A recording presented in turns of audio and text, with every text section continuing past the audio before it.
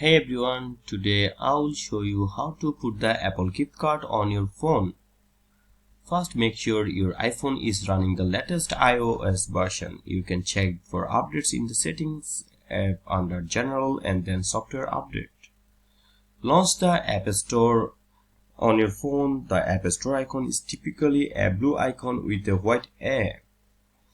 In the upper right corner on the App Store, you should see your profile pictures or initials. Tap on it to access your account.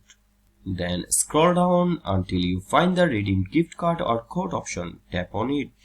You will have the option to either enter the gift card code manually or use your device's camera to scan the code. If you have a physical gift card, scratch off the label to reveal the code. Enter the gift card code. If you choose to enter the gift card code manually, type in the 16-digit code. If you are using the camera, align the code within the frame and your iPhone should automatically recognize and redeem it. And that's how you can put the Apple gift card on your phone. Thank you for watching.